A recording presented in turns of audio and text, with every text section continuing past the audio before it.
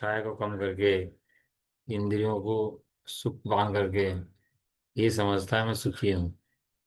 ये कहते हैं इंद्रियों में सुख होता तो तीर्थंकर आदि छोड़कर क्यों जाते, क्यों जंगल में जाकर आत्म साधना करते, भोग भरे में रहते।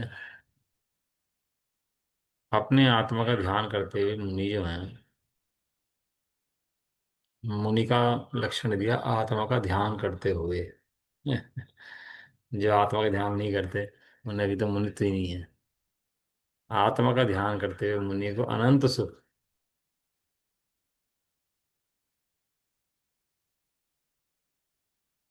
जो मुनि आत्मा का ध्यान करते हैं, जो आत्मा का ध्यान करते हैं, वह मुनि जो हैं जो अनंत सुख प्राप्त करते हैं, वह सुख करोड़ों देवियों में रमते हुए इंद्र भी प्राप्त नहीं कर सकता।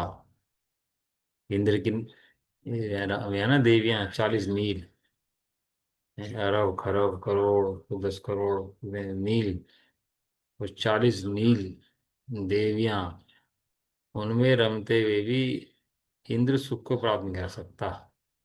हम्म,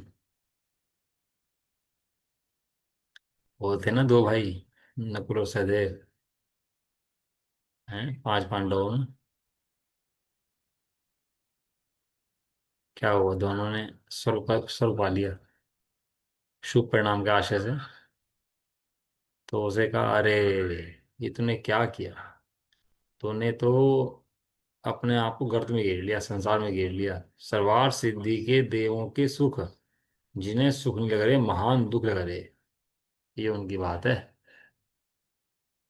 कैसे लगता होगा उन राजों को, जहाँ सर्वार सिद्धि का इतना भयंकर सुख, जिसके आगे दूसरा सुख नहीं है, जिन्हें वो सुख भी दुख भाज रहा, और उसे कह रहे महान दुख है इसको। सर्वार सिद्धि का देव। अभी तो अपने तो सेठ वेठ की बात छोड़ दो, यहाँ में नेता मंत्री सेठ ये तो सुखी है ही नहीं।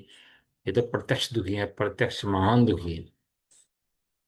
लेकिन जो सहज सुखी दिखाई देते हैं इंद्र आदि, जिन्हें क्षुधा की बाधा नहीं, तृष्णा की बाधा नहीं, काम की बाधा नहीं, कषाय की पीड़ा नहीं है, अति मंद कषाय, जिनके कषाय जाकर देखो तो इतनी इतनी मंद है, इतनी मंद है कि देख कर समझे कि धर्म हो रहा है। वहां पर जाकर आचार्य मुनिराज कहते हैं इसको, ये महान दुख संकट के अंदर है, उसे देखकर कहते हैं वहां पर।